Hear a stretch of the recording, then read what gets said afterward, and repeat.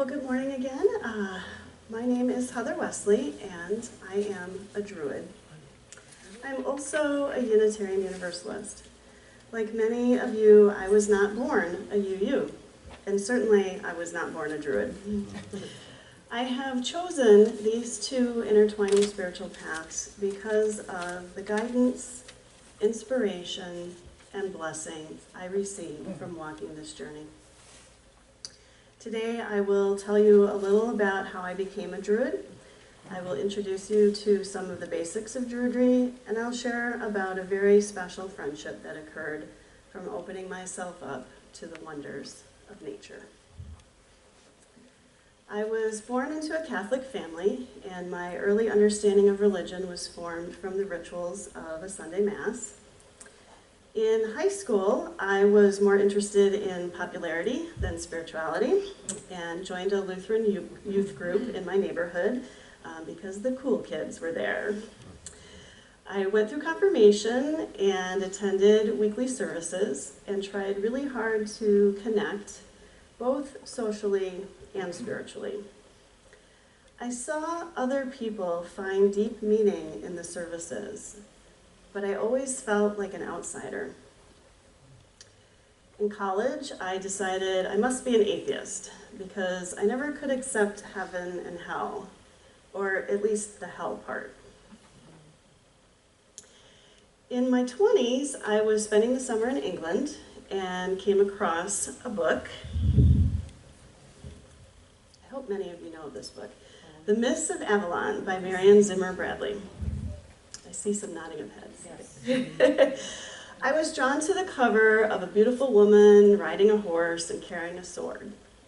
The story was the tale of King Arthur, but told through the eyes of the women.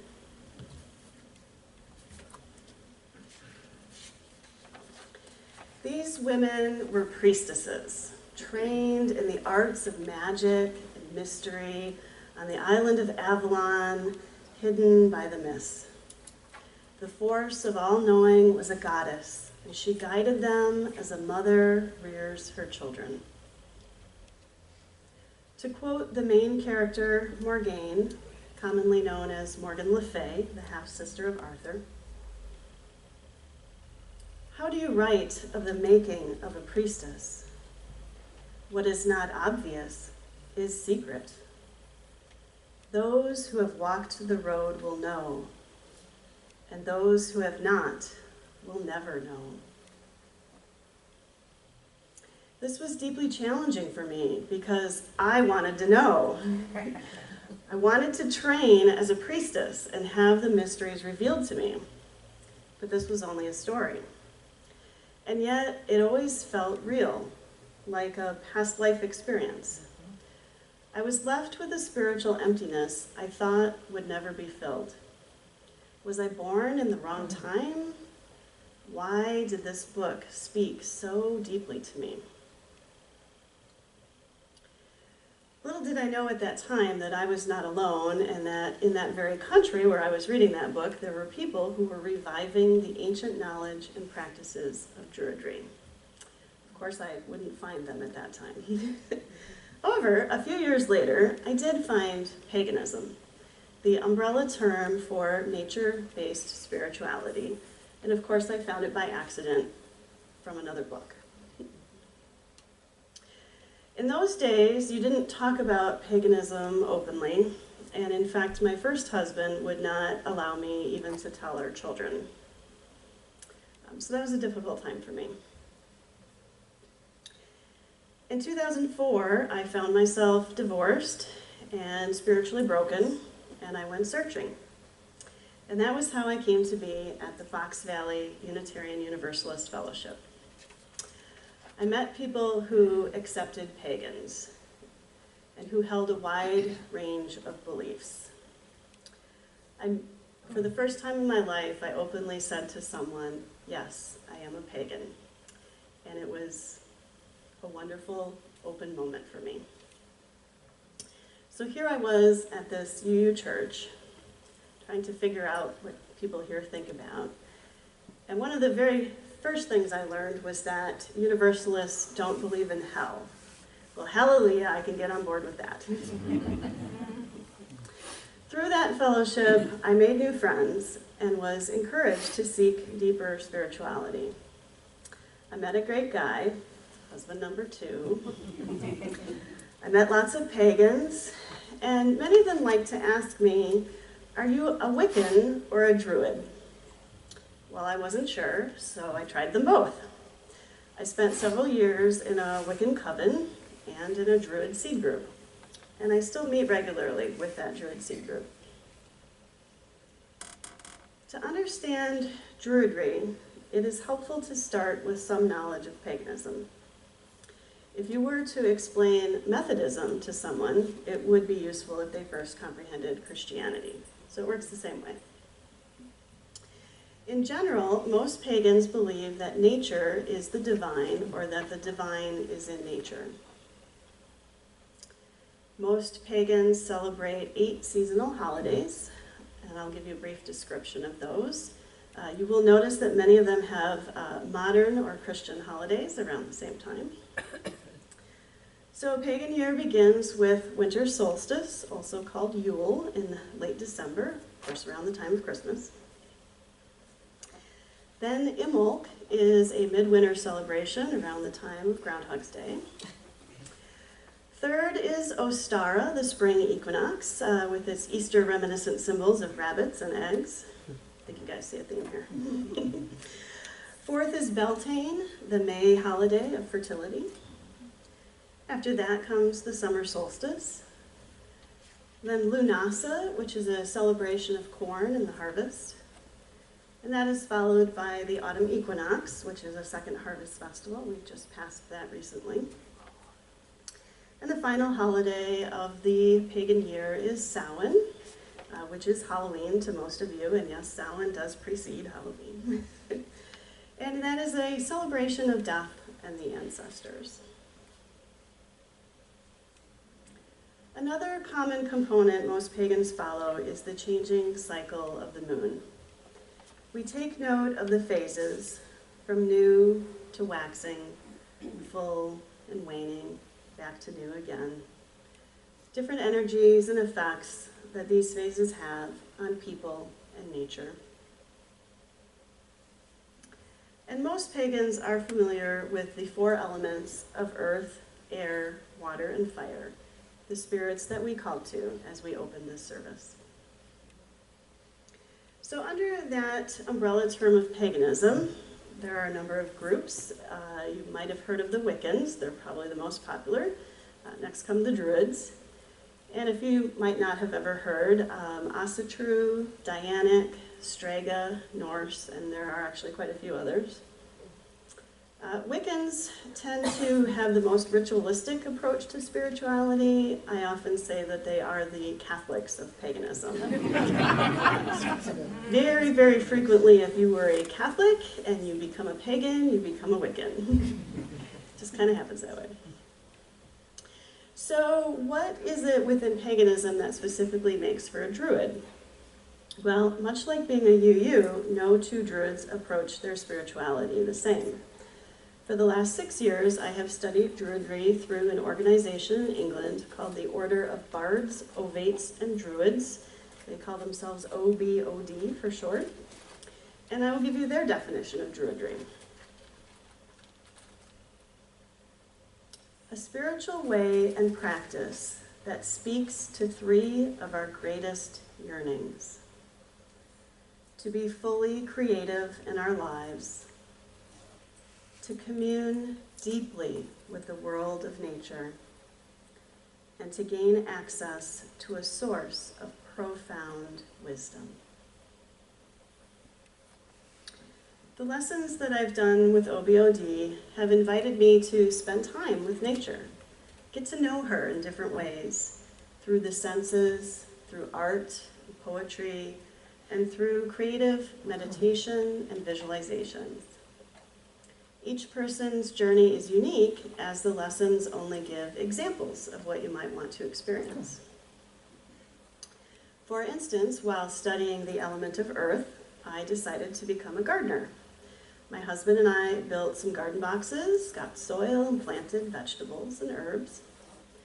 This became more than a hobby for us, but a way to literally and spiritually connect with the earth. While studying the element of air, I learned of the 9 breaths exercise, a method of slow breathing 9 times. So 3 is a very spiritual number in Druidry, and of course, 9 is 3 times 3. Make it even more spiritual. I decided to spend 9 days, stopping 9 times a day, to do the 9 breaths. At one point I did the math, but I can't remember it right now. What I learned from this was the ability to stop and take notice of the world around me and to treat the very act of breathing as a spiritual practice. And while studying the element of water, I was instructed to have a water-based project of my choice. One of my C group friends had previously done this exercise, and he spent time meditating at the river near his home. Another C group friend had made an art project of all the different bodies of water he lived by in his life and the influence that had on his journey. I lived just a few blocks from the Fox River in Menasha, and I was fascinated by the journey that water takes through a river. So my husband and I spent the day driving to the source of the river and following it all the way back to our house, stopping about a dozen times along the way to witness the flow of the water, the plants and trees by her shores, the animals that dwelt beside her, and the humans who moved around her. This exercise gave us both an appreciation of not only the immense amount of water that flows daily on this great river, but the connectedness with the land she travels through. Every day on my way to work, now that 441 Bridge is open again, I get to drive over the Fox River, and I try to remember to take that time to greet her and say good morning. As I went through these lessons, this strengthened my connection to the UU as well. I became even more aware of the interconnected web of life.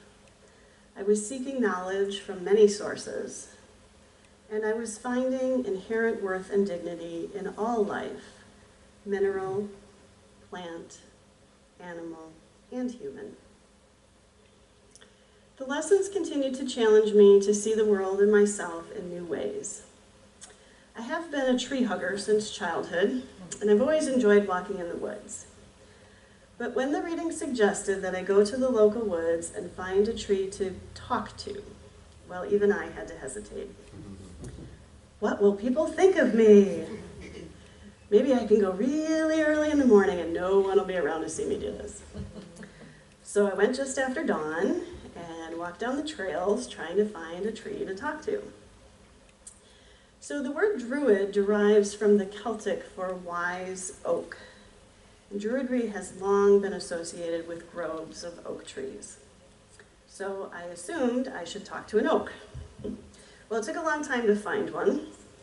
And then I awkwardly tried to say, "Hi, my name is Heather. I'm supposed to talk to you. I don't really know what I'm supposed to say."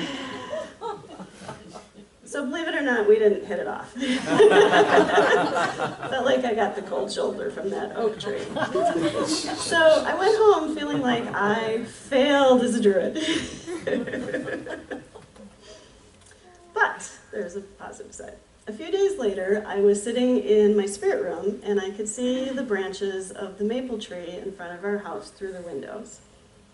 I got the sudden urge to go outside and be closer to that tree. When I got near it, I felt like it was okay to say, "Hi, I'm Heather." I felt her answer me, like a small voice in my own head or a far-off voice in a dream, but it was real enough. She said, "I know, I live here too." I think it was her sarcasm that drew me into friendship with her first. It didn't take long for me to sense that it was okay to call her Emma. I wouldn't say that is her real name, like the name she would call herself, but it is the name that she likes me to call her. Emma and I began a dialogue that day, and it has continued for years later. Every morning I greet her. Everyone in my family calls her Emma, and I even have friends who know her by name, drive down the street and say, "Hi, Emma." She's truly a member of the family, and she guards the house and watches our cats while we are gone. She is very wise, and I often find myself asking her questions. One autumn, I asked her, "Does it hurt to have your leaves fall off?" She asked me if it hurt to have my hair fall out. Another time, I was really stressed out about all the things I had to do. I asked her if trees get stressed out. She said, "Of course not, silly. We stick to being trees." Again, she's very wise. And of course, trees make great friends because they're great at listening, they're never judgmental, and they always keep your secrets. So being a druid is many things. Someone who looks for the divine in nature, someone who interacts deeply with nature, or someone who is inspired by nature to create art and poetry. For me, the worthiest part of being a druid is having a tree for a best friend.